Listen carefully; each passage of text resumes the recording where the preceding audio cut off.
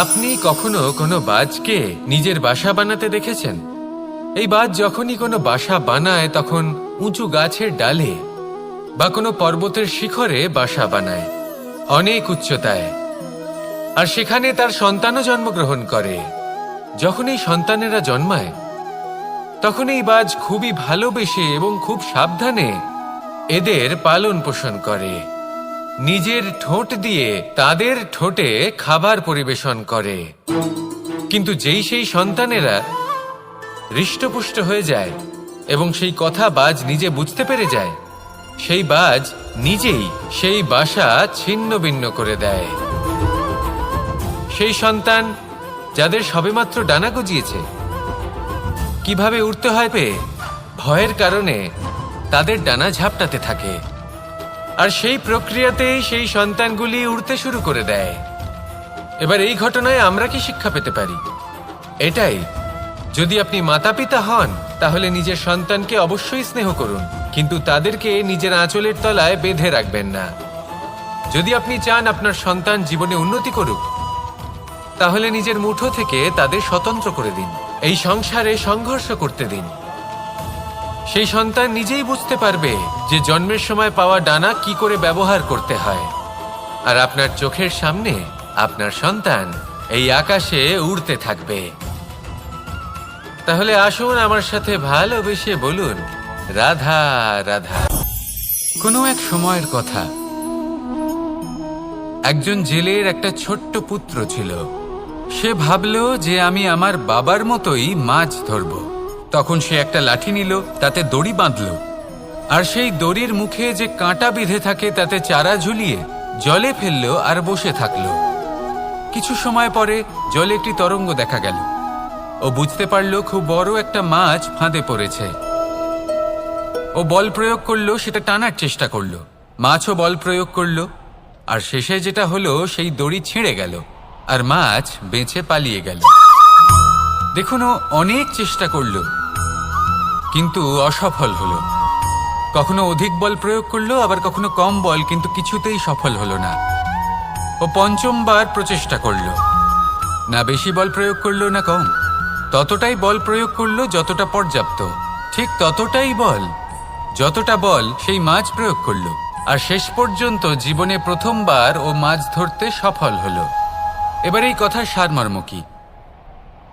ভারসাম্য। এটাই হলো জীবনের সবথেকে বড় নিয়ম। আমাদের সবার জীবনে সমস্যা রয়েছে, কখনো মন দিয়ে ভেবে দেখবেন। জীবনে যদি কোনো ক্ষুদ্র সমস্যা বা ছোট সমস্যা থাকে আর সেটা সমাধান করার জন্য আপনি বেশি চেষ্টা করছেন, তাহলে তার দ্বারা সমাধান হয় না, বরং আরো বিপদ বেড়ে যায়। যখন কোনো বড় সমস্যা থাকে আর আপনি কম চেষ্টা করতে থাকেন, তখন সমাধান হয় না, তা চলতেই থাকে। শুধু এটাই হলো ব্যাপার। জীবনের সমস্ত সমস্যার একটা ভারসাম্য বজায় রাখা, যদি এটা আপনি শিখে ফেলতে পারেন, জীবনটা আপনার হাতের মুঠোয় থাকবে। আসুন আমার সাথে ভালোবেসে বলুন, রাধা রাধা। একবার একজন সাধক ওনার শিষ্যদের একটা কাজ দিলেন। একটা দুর্লভ জড়িবুটি নিয়ে আসতে বললেন।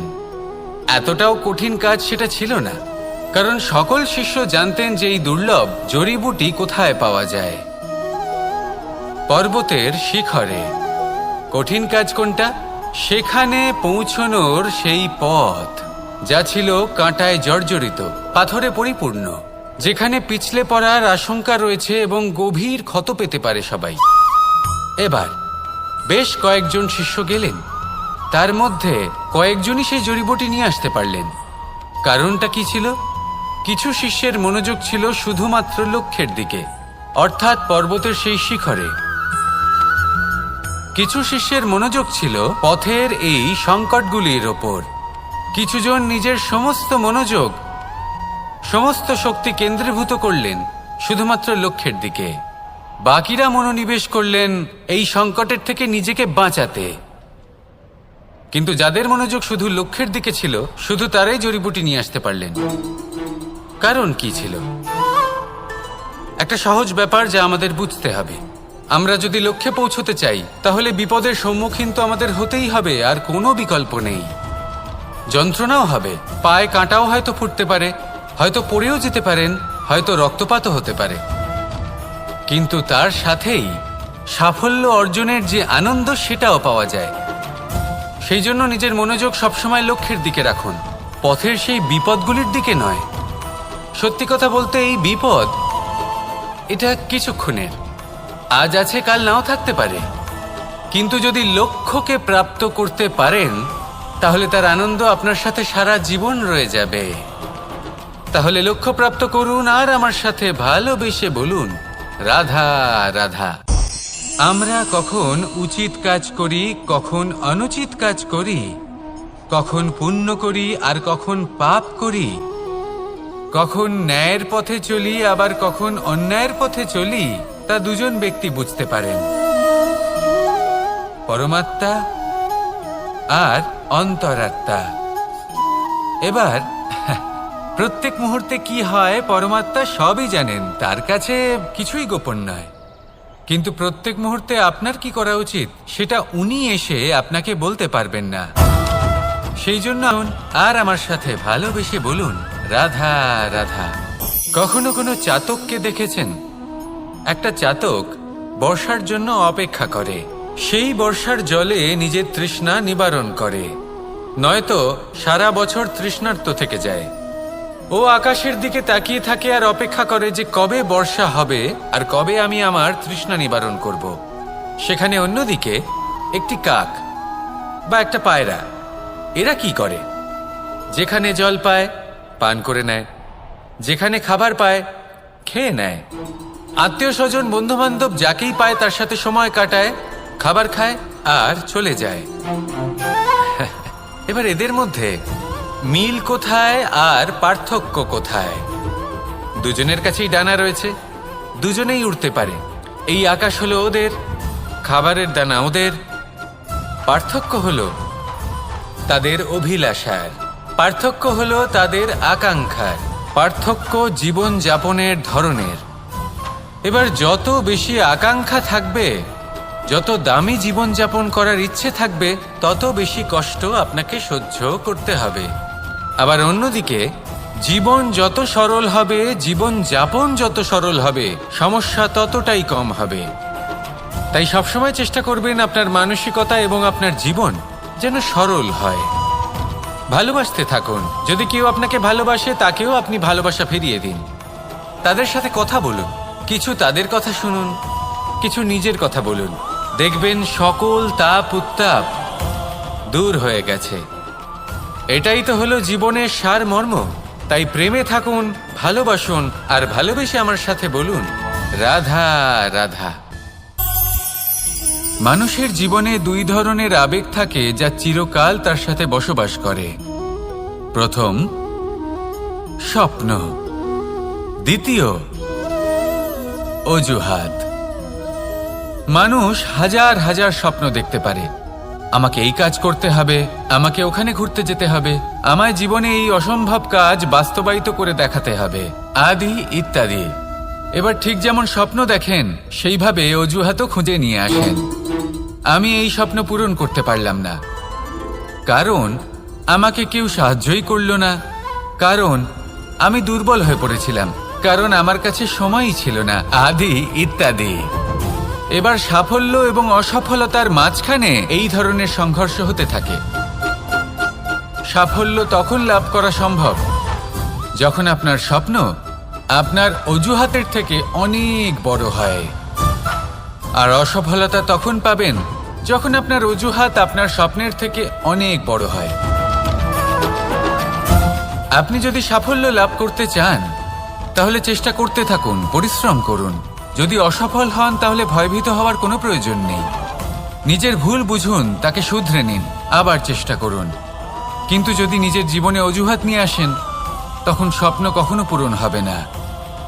আসুন আমার সাথে ভালোবেসে বলুন, রাধা রাধা।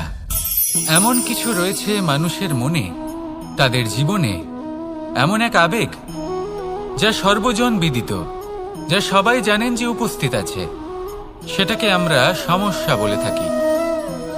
এমনিতে আমরা সকলেই জানি যে এমন কোনো গৃহ নেই যেখানে মৃত্যুর ছায়া পড়েনি, এমন কোনো বৃক্ষ নেই যার দ্বারা ওষুধ তৈরি সম্ভব নয়।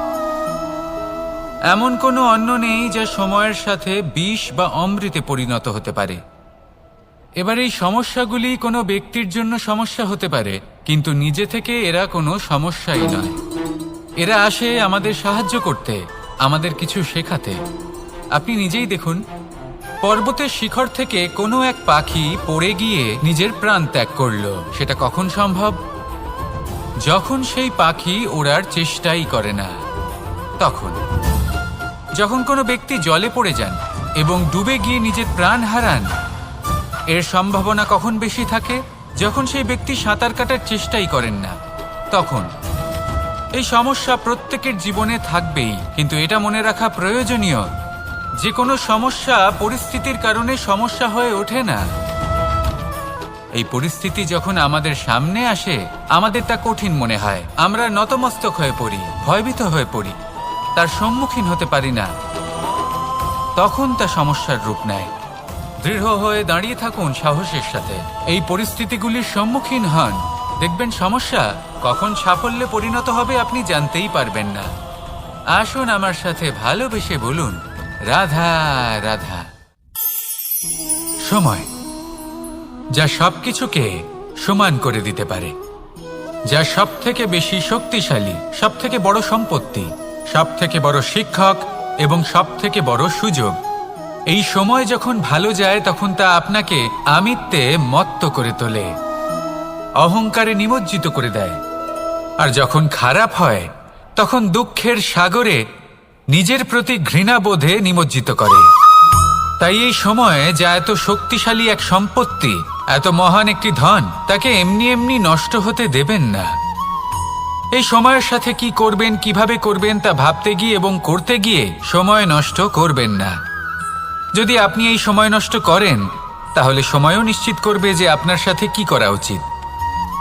তাই সময়ের সদ্ব্যবহার করুন আর আমার সাথে ভালোবেসে বলুন, রাধা রাধা। আমরা সকলে শক্তি অনুভব করতে চাই। এবার যদি আপনাকে জিজ্ঞেস করা হয় যে সবথেকে বেশি শক্তির অনুভব কোথা থেকে করা সম্ভব, তখন কেউ কেউ বলবেন পুষ্টিকর আহার গ্রহণ করলে, ব্যায়াম করলে, কেউ বলবেন ধন লাভ করলে, বন্ধুদের থেকে, পরিবারের থেকে, আদি ইত্যাদি।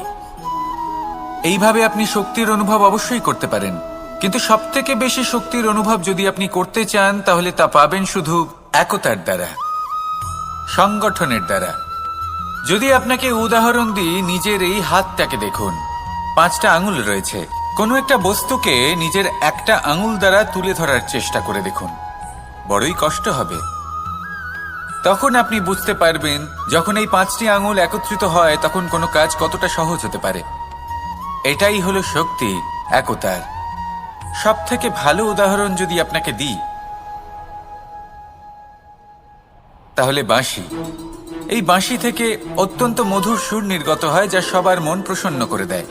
এই কথা সত্যি, কিন্তু এই বাঁশি আমি একটা বা দুটো আঙুল দিয়ে বাজাতে পারবো না। আমাকে প্রত্যেকটা আঙুল ব্যবহার করতেই হবে, তবেই এর থেকে মধুর সুর নির্গত হবে যা সকলকে প্রসন্ন করবে, ঠিক কিনা? ঠিক এইভাবেই যদি আপনি চান যে আপনার জীবনরূপী বাঁশি থেকেও মধুর সুর নির্গত হোক বা সবার মনকে প্রসন্ন করে তুলুক, তাহলে আপনাকেও জীবনে একতা নিয়ে আসতেই হবে। আপনি একাও কর্ম করতে পারেন, পথ চলতেও পারেন, সামনেও এগোতে পারেন, সাফল্যও লাভ করতে পারেন। কিন্তু যখন সকলে একসাথে এগোবেন, সেই পথে চলবেন, সেই কর্মই করবেন, তখন লক্ষ্যে অবশ্যই পৌঁছবেন, সাফল্য অবশ্যই লাভ করবেন। কিন্তু সেই সাফল্য এবং তার আনন্দর সংমিশ্রণটাই একটু অন্যরকম হবে। তাই জীবনে ঐক্যবদ্ধ হন, একসাথে মিলে এগোতে থাকুন আর আমার সাথে ভালোবেসে বলুন, রাধা রাধা। জীবনে 2 ধরনের আবেগ রয়েছে যার কোনো মূল্য নেই। আমার কথার অর্থ এটা নয় যে এদের কোনো গুরুত্ব নেই, গুরুত্ব যথেষ্টই রয়েছে, শুধু এদের জন্য আপনাকে কোনো মূল্য দিতে হয় না। প্রথম আবেগ হলো আনন্দ, প্রসন্নতা। এটা আপনি যে কোনো জায়গায় খুঁজে পেতে পারেন যদি আপনি খুঁজে পেতে চান। আপনি কোনো পুষ্পের সৌন্দর্য দেখে প্রসন্ন হতে পারেন, বায়ুর কারণে যখন একটি বৃক্ষ শিহরিত হয় সেটা দেখে আপনি প্রসন্ন হতে পারেন, একটা ছোট্ট শিশুর কলরব শুনেও আপনি প্রসন্ন হতে পারেন। একটা ক্রন্দনরত বালককে হাসিয়ে আপনি প্রসন্ন হতে পারেন। সবকিছু আপনার উপর নির্ভরশীল। সেখানে আরেকটি আবেগ হলো দুশ্চিন্তা। মানুষ বড়ই দুশ্চিন্তা করতে থাকে। আজ আমি এই কাজ করেছি, সেই বিষয়ে চিন্তা। আজ আমি এই কাজ করতে পারিনি, সেই বিষয়ে চিন্তা। কাল আমাকে এই কাজ করতে হবে, সেই নিয়ে চিন্তা। আমি কি সেই কাজটা করতে পারবো, সেই বিষয়েও দুশ্চিন্তা। চিন্তা সর্বত্র রয়েছে, যার জন্য মূল্য দিতে হয় না। যত চান আপনি একত্রিত করতে পারেন। একটা গুরুত্বপূর্ণ কথা মনে রাখবেন, প্রসন্নতা জীবনের একটা নতুন সূত্রপাত। সেখানে দুশ্চিন্তা হলো জীবনের চিতার সমান। এবার এই দুটি আবেগ হলো মূল্যহীন, দুটোই আপনার সামনে আছে। কোনটা চয়ন করবেন আপনি, দুশ্চিন্তা নাকি প্রসন্নতা? সিদ্ধান্ত আপনারই। আসুন আর আমার সাথে ভালোবেসে বলুন, রাধা রাধা। ধন, সম্পত্তি, এগুলো আসলে কি?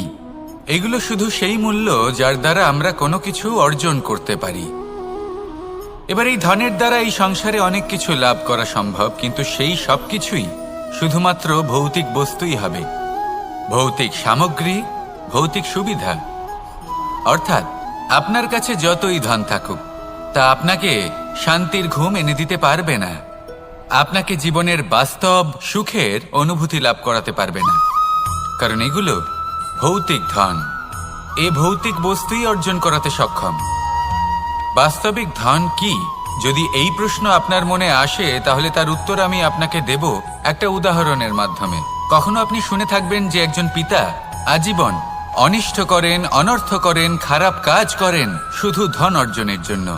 তিনি ভাবেন যে আমি ধন অর্জন করব আর নিজের সন্তানকে একটা উজ্জ্বল ভবিষ্যৎ প্রদান করব, একটা সুখ স্বাচ্ছন্দ্যময় জীবন দান করব। এবার সন্তান যখন জন্ম লাভ করে, তখন সে ভাগ্যের জোরে সেই ধন ভোগ করে। যেরকম সে পায়, সেরকমই তার ব্যবহার সে করে। কখনো আপনি এটাও দেখে থাকবেন যে সেই সন্তান সমস্ত ধন নষ্ট করে ফেলে, আর সেই পিতা যিনি সমস্ত ধন সঞ্চয় করেছেন, যিনি সেই ধনের প্রভু, আজ সেই ধনের প্রহরী হয়ে রয়েছেন। এবার এরকম কেন হয়? এরকম তখনই হয় যখন সেই পিতা বুঝতেই পারেন না যে তার জীবনের আসল ধন কি। সেই আসল ধন তার সন্তানকে সে দিতেই পারে না। যদি পিতা তার সন্তানকে কর্মের জ্ঞান দিতে পারেন, উচিত কোনটা অনুচিত কোনটা সেই শিক্ষা দিতে পারেন, সংস্কারের প্রকৃত শিক্ষা দিতে পারেন, তবে সেটা ধনের থেকে অনেক বেশি গুরুত্বপূর্ণ। এটাই হলো জীবনের বাস্তব ধন। আপনি সেই কথা তো অবশ্যই শুনে থাকবেন, কুসন্তান হলে ধন সঞ্চয় করে কি হবে, সুসন্তান হলে ধন সঞ্চয় করে কি হবে। সন্তান যদি কুপুত্র হয় তাহলে সব নষ্ট করে ফেলবে, আর সন্তান যদি সুপুত্র হয় তাহলে ধন থাকুক না থাকুক, সে নিজেই কর্মের পথে অগ্রসর হয়ে ধন অর্জন করবে আর নিজের জন্য এক উজ্জ্বল ভবিষ্যৎ গড়ে তুলবে। তাই সন্তানকে সম্পদ দেওয়ার আগে কর্মের জ্ঞান দান করুন, সুশিক্ষা দিন, কারণ এটাই হলো জীবনের প্রকৃত ধন। আসুন আর আমার সাথে ভালোবেসে বলুন, রাধা রাধা। বিগত দিনের কিছু কথা মনে পড়ে গেল, এক অদ্ভুত ঘটনা যা অমূল্য শিক্ষা দিয়ে যেতে পারে। বিষয় হলো যক্ষের সাথে যুধিষ্ঠিরের কথোপকথন। একবার যক্ষ যুধিষ্ঠিরকে জিজ্ঞেস করলেন, ওনাকে বললেন যে আমার কিছু প্রশ্নের উত্তর যদি আপনি দিতে পারেন, তাহলে আমি আপনার বাকি ভ্রাতাগণকে আবার জীবিত করে তুলব। সেগুলোর মধ্যে খুব গুরুত্বপূর্ণ আর কঠিন একটা প্রশ্ন ছিল, এই সংসারে সব থেকে শ্রেষ্ঠ আশ্চর্য কোনটি? এই প্রশ্ন আমি আপনাকে জিজ্ঞেস করছি। এবার কেউ বলবেন স্বর্ণ দ্বারা নির্মিত লঙ্কা, এটি হলো সংসারের সব থেকে বড় আশ্চর্য। কেউ বলবেন বরফে ঢাকা সেই পর্বত যা আকাশ স্পর্শ করে। কেউ বলবেন সেই সমুদ্র যার গভীরতা মাপা অসম্ভব ব্যাপার। কেউ বলবেন সেই বায়ু যা আমরা দেখতে পাই না, কিন্তু তা আমাদের জীবন দান করে। সংসারের সব থেকে বড় আশ্চর্য কি, সেই প্রশ্নের উত্তর যুধিষ্ঠির দিয়েছিলেন, আর তা ছিল শ্রেষ্ঠ উত্তর এবং উচিত।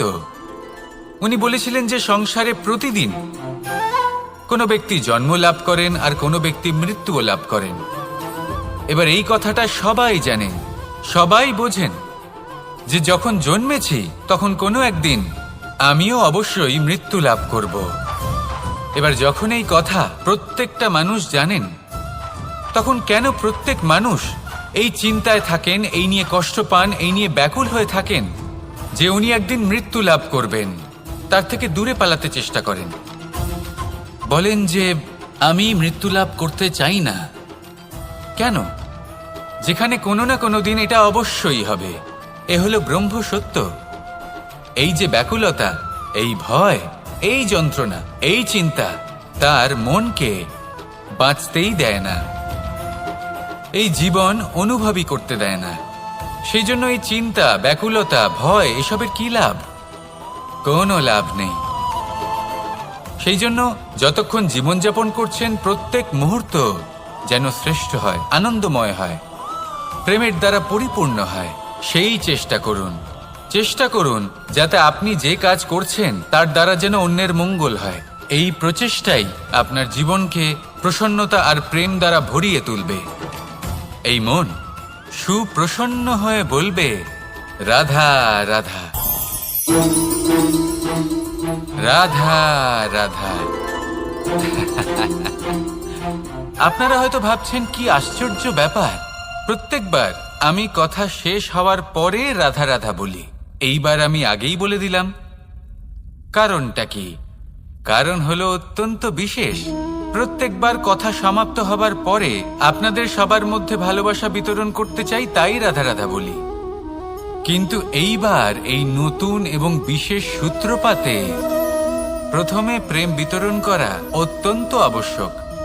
এবার একটা বিষয় আছে যা জানেন হয়তো সকলেই, কিন্তু বুঝতে খুব কম জন পারেন। এই প্রেম, এই আনন্দ, এই সকল কিছুর সূত্রপাত হয় নিঃস্বার্থ আবেগের দ্বারা। ঠিক যেমন একজন মাতাকেই দেখে নিন। যখনই একজন মাতা সন্তানকে জন্ম দেন, তখন এই সংসার ভুলে যায় যে তার জন্য এটা একটা নতুন জন্ম। কারণ একজন নারী তখন একজন মাতৃরূপে নতুন ভাবে জন্ম নেন। একজন নারী স্ত্রী ও গৃহবধূ রূপে কিছু অধিকার লাভ করে থাকেন, কিন্তু তিনি যখন মা হয়ে যান তখন তিনি শুধুই দান করতে শেখেন। নিজের সন্তানের জন্য কত কিছুই না করেন, তাকে বাৎসল্যের সাগরে ভাসিয়ে নিয়ে যান। এই সংসারে রাজকুমার জন্ম নিতেই পারেন, তাকে রাম এবং লক্ষণ কিন্তু মায়েরাই বানিয়ে তোলেন।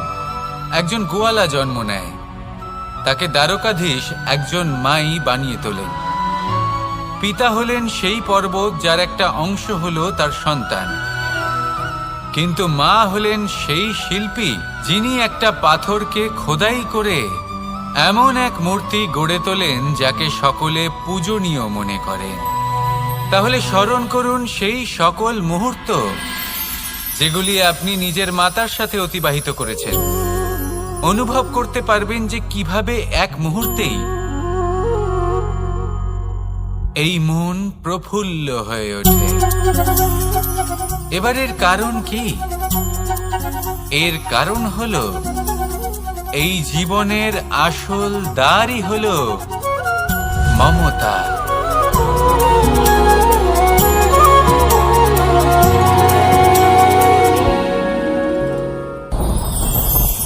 আমার জীবনে পরিচয় হয়েছে অনেক ব্যক্তির সাথে, ভিন্ন ভিন্ন ধরনের মানুষ। এনাদের সাথে আলাপ হয়ে খুব ভালো লেগেছে, অনেক শিক্ষাও লাভ করেছি। আমি তাদের সাথেও আলাপ করেছি যারা অনেক উচ্চ স্তরে পৌঁছে গেছেন, আবার তাদের সাথেও যারা নিজেদের জীবনে বিশেষ কিছু করতে পারেননি। তাদের সাথেও পরিচয় হয়েছে যারা সফল, আবার তাদের সাথেও যারা অসফল। এবার এই সবই একই রকম মনে হয়। এদের মধ্যে পার্থক্য শুধুই মানসিকতার। যখনই কোনো অসফল ব্যক্তির সাথে পরিচয় হয়েছে, তখনই দেখেছি তাদের কাছে সবসময় একটা অজুহাত রয়েছে যে কেন তারা সফল হতে পারেননি। কখনো তারা দোষ দিয়ে থাকেন তাদের ভাগ্যকে, তাদের পরিস্থিতিকে, দোষারোপ করতে থাকেন তাদের মাতা পিতাকে, আত্মীয়দের, বন্ধু বান্ধবদের কোনো না কোনো অজুহাত সবসময় এদের কাছে থাকে যে কেন তারা সফল হতে পারেননি। সেখানেই যখন সফল ব্যক্তির সাথে পরিচয় হয়, তাদের কাছে সবসময় একটা কারণ থাকে যে কিভাবে এই সমস্যাগুলির ঊর্ধ্বে উঠে সাফল্য লাভ করা যায়। আর সেই কারণ হলো যে যাই হয়ে যাক না কেন, সাফল্য লাভ করতেই হবে। যতই সংঘর্ষ করতে হোক না কেন, যতই সমস্যা আসুক না কেন, সফল আমাদের হতেই হবে। এটাই পার্থক্য মানসিকতার। সত্যি কথা বলতে আপনার আজকের এই মানসিকতা হলো আপনার আগামী ভবিষ্যতের ইমারতের ভিত। এই মানসিকতা যতটা প্রবল হবে, যতটা শুভ হবে, আপনার ভবিষ্যৎ ততটাই বিশাল এবং সুন্দর হবে।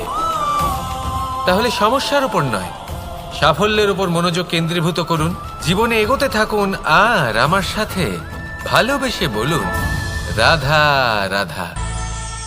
অ দিয়ে অন্ত, আ দিয়ে আরম্ভ। এই দুইয়েরই রাশি সমান। যদি আপনি মন দিয়ে দেখেন তবে দেখবেন এদের সম্পর্ক খুবই নিবিড়। কিভাবে? যখন কোনো কিছু শুরু হয় এটা নিশ্চিত হয়ে যায় যে তা সমাপ্তও হবে। আরম্ভই যদি না হয় তা সমাপ্তও হবে না। যা আরম্ভ হয়েছে তার সমাপ্তি হলো অবশ্যম্ভাবী। এটাই হলো প্রকৃতির নিয়ম, একে এড়ানো যায় না। এবার এই কথা আমরা সকলে জানি। এবার মানুষ কি ভাবে যে সমাপ্তির পরে কি হতে পারে, এর উত্তর তাদের কাছে নেই। তাদের উচিত অন্য কোনো বিষয় ভাবা যা বেশি গুরুত্বপূর্ণ। এবার মানুষ এটা জানে না যে মৃত্যুর পরে কি হতে পারে, কিন্তু এই কথা অবশ্যই জানে যে জন্ম থেকে মৃত্যু পর্যন্ত এই সময়, যাকে আমরা জীবন বলে থাকি, এই সময় আমরা কর্ম করতে পারি। এই কথা তো আমরা জানি। তাহলে এমন কি কর্ম করা যেতে পারে যা আমাদের সমাপ্তির পরও আমাদের প্রাসঙ্গিক করে রাখতে পারে, এই বিষয়ে ভাবা উচিত। যে জন্মগ্রহণ করেছে তার মৃত্যু হবেই, এটা সাধারণ বিষয়।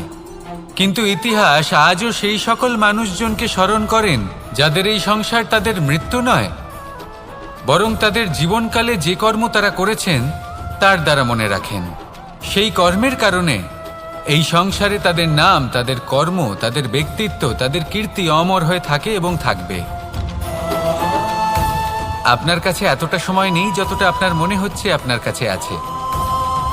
সেই জন্য যত শীঘ্র সম্ভব শ্রেষ্ঠ কর্ম করুন, যতটা পারবেন ততটা অধিক সুকর্ম করুন। এই সংসারে নিজেকে অমর করে তুলুন আপনার মৃত্যুর পরেও, আর আমার সাথে ভালোবেসে বলুন, রাধা রাধা। দীপাবলি আমাদের সবথেকে বড় উৎসব। শ্রীরাম রাবণকে পরাস্ত করে 14 বছরের বনবাস কাটিয়ে আবার অযোধ্যায় ফিরে এলেন অমাবস্যার রাত্রে। অযোধ্যায় সবাই খুব প্রসন্ন ছিলেন, খুবই উৎসাহিত ছিলেন। অযোধ্যায় সহস্র প্রদীপ প্রজ্বলিত করা হয়েছিল এই উৎসবে। একে আমরা দীপাবলি বলে থাকি। এবার এই বিষয়ে আমরা সকলে জানি। আপনি কি এটা জানেন যে শ্রীরাম বাস্তবে অমাবস্যার এক রাত আগেই অযোধ্যায় পৌঁছে গেছিলেন? সবার সামনে অমাবস্যার রাতে এসেছিলেন। এর কারণ কি? শ্রীরাম প্রমাণ করতে চেয়েছিলেন যে যে কোনো সময়, দিন হোক বা রাত, শুভ বা অশুভ হয় না। শুভ অশুভ কিছু থাকলে তা হলো মানুষের চিন্তা, তার ভাবনা, তার নির্বাচন আর তার কর্ম। নিজেই দেখে নিন, শ্রীরাম শুভ কাজ করে ফিরেছিলেন এবং অমাবস্যার মতো গভীর এক রাত্রিকেও দীপাবলিতে পরিবর্তিত করেছিলেন। এমনটাই যদি আমরা করতে পারি, তাহলে এমন কোনো গৃহে যান যেখানে অসহায় ব্যক্তি রয়েছেন, যা অন্ধকারাচ্ছন্ন, আর সেখানে প্রকাশ প্রজ্বলিত করুন। প্রকাশ সহায়তার, প্রেরণার, আশার। যদি এমন কিছু আমরা করতে পারি, তাহলে তাকে প্রকৃত অর্থে দীপাবলি বলা যেতে পারে। তাহলে নিজের পরিবারের সাথে দীপাবলি পালন করুন। আপনাদের শুভেচ্ছা জানাই। আসুন আর আমার সাথে ভালোবেসে বলুন, রাধা রাধা। এবার এরকম কেন হয়? এরকম তখনই হয় যখন পিতা বুঝতেই পারেন না যে তার জীবনের আসল ধন কি, সেই আসল ধন তার সন্তানকে সে দিতেই পারে না। যদি পিতা তার সন্তানকে কর্মের জ্ঞান দিতে পারেন, উচিত কোনটা অনুচিত কোনটা সেই শিক্ষা দিতে পারেন, সংস্কারের প্রকৃত শিক্ষা দিতে পারেন, তবে সেটা ধনের থেকে অনেক বেশি গুরুত্বপূর্ণ। এটাই হলো জীবনের বাস্তব ধন।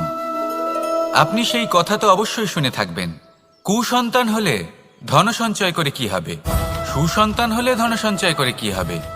সন্তান যদি কুপুত্র হয় তাহলে সব নষ্ট করে ফেলবে, আর সন্তান যদি সুপুত্র হয় তাহলে ধন থাকুক না থাকুক সে নিজেই কর্মের পথে অগ্রসর হয়ে ধন অর্জন করবে আর নিজের জন্য এক উজ্জ্বল ভবিষ্যৎ গড়ে তুলবে। তাই সন্তানকে সম্পদ দেওয়ার আগে কর্মের জ্ঞান দান করুন, সুশিক্ষা প্রদান করুন, কারণ এটাই হলো জীবনের প্রকৃত ধন।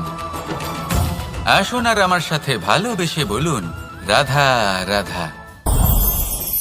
এই সংসারে সবাই বলেন আমি অর্জুনের মতো হয়ে উঠতে চাই। সবাই চায় যে তারাও যেন অর্জুনের মতো গান্ডীব লাভ করে। তারাও চায় যে তাদেরকেও মহাদেব এসে পশুপতি অস্ত্র দান করবেন। তারাও এটাই চায় মহাভারতের মতো মহাসংগ্রামে বিজয়ী হতে। কিন্তু সবাই ভুলে যান যে অর্জুন যা হতে পেরেছিলেন সবকিছুই অর্জন করেছিলেন। যদি আপনিও অর্জুনের মতো গান্ডীব লাভ করতে চান তবে আপনাকেও তার মতোই শ্রেষ্ঠ কাঠ নির্বাচন করতে হবে। সেই কর্ম আপনাকেই করতে হবে। তার প্রত্যঞ্চা যাতে তীব্র হয় তার জন্য আপনাকে সর্বশ্রেষ্ঠ দড়ি খুঁজে বের করতে হবে। আপনার বাণ যাতে ঘাতক হয় সেই জন্য আপনাকে নতুন নতুন ধাতু খুঁজে বের করতে হবে। সেই শিক্ষা আপনাকে লাভ করতে হবে, তবেই আপনার ইচ্ছে পূর্ণ হবে। অর্জুন হওয়া বড়ই সরল যদি আপনি কিভাবে অর্জন করতে হয় তা জানেন। শুধুমাত্র স্বপ্ন দেখেন যারা, তারা কখনোই অর্জন করতে পারবেন না। কিন্তু যদি কেউ অজ্ঞাতবাস ভোগ করতে পারে, যদি কেউ লাক্ষাগৃহ থেকে পালিয়ে বাঁচতে পারে, যদি কেউ কঠোর তপস্যা করতে পারে, প্রতীক্ষা করতে পারে এবং পরিশ্রম করতে পারে, তাহলে সে অর্জুন অবশ্যই হয়ে উঠবে। যদি আপনি অর্জুন হয়ে উঠতে চান তাহলে কর্ম করতে শিখুন আর আমার সাথে ভালোবেসে বলুন, রাধা রাধা। পাণ্ডবরা বন থেকে এসেছিলেন। ওনাদের কাছে না কোনো ধন ছিল, না কোনো সম্পদ, না বিদ্যা। নিজের পরিশ্রমের দ্বারা ওনারা বিদ্যা অর্জন করেছিলেন, আর তার দ্বারাই সম্পদ অর্জন করলেন আর ধনও অর্জন করলেন। এই পাণ্ডব ছিলেন অত্যন্ত কুশল এবং শক্তিশালী। যুধিষ্ঠির নিজের পরিশ্রম দ্বারা এমন জ্ঞান অর্জন করেছিলেন যে এই সংসার ওনাকে ধর্মরাজ যুধিষ্ঠির অভিহিত করেছিল। দেখতে গেলে পাণ্ডবদের কাছে সবকিছুই ছিল, কিন্তু যখন বিষয় এলো আরো ধন লাভ করার, তখন যুধিষ্ঠির, যিনি পাণ্ডবদের মধ্যে জ্যেষ্ঠ, তিনি সকল পাণ্ডবদের সাথে দ্যুতক্রীড়ায় অংশগ্রহণ করে ফেললেন। এর ফলে না শুধু ধনলক্ষ্মী, ধর্মলক্ষ্মী, বিবেক লক্ষ্মীকেও হারালেন, আর শুধু তাই নয়, নিজের গৃহলক্ষ্মী দ্রৌপদীকেও হারিয়ে ফেললেন। এর কারণ কি? ভুলে গেলেন খুব সহজ একটা কথা, এই সংসারে সম্মান এবং সাফল্য দুটোই পরিশ্রমের দ্বারা লাভ করতে হয়। কিন্তু দ্যুতক্রীড়ার এই খেলা আমাদের ভাগ্যের উপর নির্ভরশীল। এই সংসারে দুটি পথ রয়েছে। একটা পথ যেখানে কর্ম এবং পরিশ্রমের দ্বারা আপনি নিজের পথ নিজেই রচনা করতে পারবেন, আর দ্বিতীয় পথ হলো যেখানে এই ভাগ্য এক মুহূর্তে আপনাকে শিখরেও পৌঁছে দিতে পারে, আবার ধূলিসাৎ করে দিতে পারে। আপনি কোন পথ বাছবেন সেই চয়ন আপনারই। আসুন আর আমার সাথে ভালোবেসে বলুন, রাধা রাধা। কোনো এক সময়ের ঘটনা এটা। মা এবং বাবা হাটে গিয়েছিলেন, তখন আমি আর দাদা গিয়েছিলাম গরু চড়াতে। আমরা বাড়ি ফিরে এলাম, আর মা সেই সময় একটা কাজ করতেন। যখনই হাটে যেতেন দরজা তালা বন্ধ করে যেতেন। উনি খুব ভালো করে জানতেন যে যদি ওনার এই মাখন চোর সঠিক সময়ে পৌঁছে যায় তাহলে এক ফোঁটাও মাখন ওনার অবশিষ্ট থাকবে না।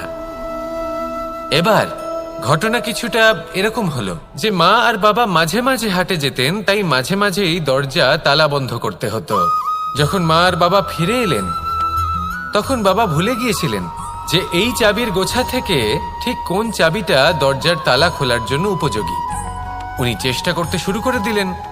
একটার পর একটা চাবি দিয়ে উনি চেষ্টা করতে থাকলেন, কিন্তু সেই দরজার তালা তো খুলতেই চাইছিল না। ওনার মাথা থেকে ঘাম পড়তে শুরু করলো। তখন মা বললেন যে তালা ভেঙে দেওয়া যাক। মা চলে গেলেন, আর বাবা বললেন, না না দাঁড়াও, আর কিছু চাবি বাকি আছে, এটা হয়তো খুলতে পারবো। মা হাতুড়ি নিয়ে চলে এলেন সেই তালা ভাঙার জন্য, আর তখনই বাবা শেষ চাবিটা প্রয়োগ করলেন আর দরজার তালা খুলে গেল। যদি উনি চেষ্টা না করতেন তাহলে এই তালাটাও ভেঙে যেত আর চাবিটাও নষ্ট হয়ে যেত, ঠিক কিনা? এবার এই ঘটনাটা আমি দেখেছিলাম, আর আমার মনে হলো যে কখনো কখনো এই চাবির গোছার মধ্যে থেকে শেষ চাবিটাও কিন্তু জীবনের দরজা খুলে দিতে পারে। সেজন্য আপনি যদি জীবনে সাফল্য লাভ করতে চেষ্টা করেন, নিজের লক্ষ্যে পৌঁছতে চান, তাহলে হার মানবেন না। হয়তো দেখবেন আপনার পরবর্তী প্রচেষ্টা বা এই অন্তিম প্রচেষ্টা আপনাকে সাফল্যের পথে নিয়ে গেল। তাই নিরন্তর প্রচেষ্টা করতে থাকুন, জীবনে সাফল্য লাভ করুন, আর আমার সাথে ভালোবেসে বলুন, রাধা রাধা। কোনো এক সময়ের কথা, একজন জেলের একটা ছোট্ট পুত্র ছিল। সে ভাবল যে আমি আমার বাবার মতোই মাছ ধরব। তখন সে একটা লাঠি নিল, তাতে দড়ি বাঁধল, আর সেই দড়ির মুখে যে কাঁটা বিঁধে থাকে তাতে চারা ঝুলিয়ে জলে ফেলল আর বসে থাকল। কিছু সময় পরে জলে একটি তরঙ্গ দেখা গেল। ও বুঝতে পারল খুব বড় একটা মাছ ফাঁদে পড়েছে। ও বল প্রয়োগ করলো, সেটা টানার চেষ্টা করলো। মাছও বল প্রয়োগ করলো, আর শেষে যেটা হলো সেই দড়ি ছিঁড়ে গেল আর মাছ বেঁচে পালিয়ে গেল। দেখুন, ও অনেক চেষ্টা করলো কিন্তু অসফল হলো। কখনো অধিক বল প্রয়োগ করলো, আবার কখনো কম বল, কিন্তু কিছুতেই সফল হলো না। ও পঞ্চমবার প্রচেষ্টা করলো, না বেশি বল প্রয়োগ করলো না কম, ততটাই বল প্রয়োগ করলো যতটা পর্যাপ্ত, ঠিক ততটাই বল, যতটা বল সেই মাছ প্রয়োগ করলো। আর শেষ পর্যন্ত জীবনে প্রথমবার ও মাছ ধরতে সফল হলো। এবার এই কথার সারমর্ম কি? ভারসাম্য। এটাই হলো জীবনের সবথেকে বড় নিয়ম। আমাদের সবার জীবনে সমস্যা রয়েছে, কখনো মন দিয়ে ভেবে দেখবেন। জীবনে যদি কোনো ক্ষুদ্র সমস্যা বা ছোট সমস্যা থাকে আর সেটা সমাধান করার জন্য আপনি বেশি চেষ্টা করছেন, তাহলে তার দ্বারা সমাধান হয় না, বরং আরো বিপদ বেড়ে যায়।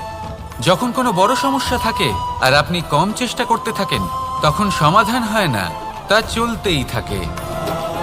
শুধু এটাই হলো ব্যাপার। জীবনের সমস্ত সমস্যার একটা ভারসাম্য বজায় রাখা, যদি এটা আপনি শিখে ফেলতে পারেন, জীবনটা আপনার হাতের মুঠোয় থাকবে। আসুন আমার সাথে ভালোবেসে বলুন, রাধা রাধা। আপনি কখনো কোনো বাজকে নিজের বাসা বানাতে দেখেছেন? এই বাজ যখনই কোনো বাসা বানায় তখন উঁচু গাছের ডালে বা কোনো পর্বতের শিখরে বাসা বানায়, অনেক উচ্চতায়, আর সেখানে তার সন্তানও জন্মগ্রহণ করে। যখন এই সন্তানেরা জন্মায় তখন এই বাজ খুবই ভালোবেসে এবং খুব সাবধানে এদের পালন পোষণ করে। নিজের ঠোঁট দিয়ে তাদের ঠোঁটে খাবার পরিবেশন করে। কিন্তু যেই সেই সন্তানেরা হৃষ্টপুষ্ট হয়ে যায় এবং সেই কথা বাজ নিজে বুঝতে পেরে যায়, সেই বাজ নিজেই সেই বাসা ছিন্ন ভিন্ন করে দেয়। সেই সন্তান যাদের সবেমাত্র ডানা গজিয়েছে, কিভাবে উড়তে হয় তারা জানে না, সেই সন্তানগুলিকে উচ্চতা থেকে ঠেলে দেয়। সেই সন্তান প্রথমে ভয়ভীত হয়ে যায়। তারা সামনে মৃত্যুকে দেখতে পেয়ে ভয়ের কারণে তাদের ডানা ঝাপটাতে থাকে, আর সেই প্রক্রিয়াতেই সেই সন্তানগুলি উড়তে শুরু করে দেয়। এবার এই ঘটনায় আমরা কি শিক্ষা পেতে পারি?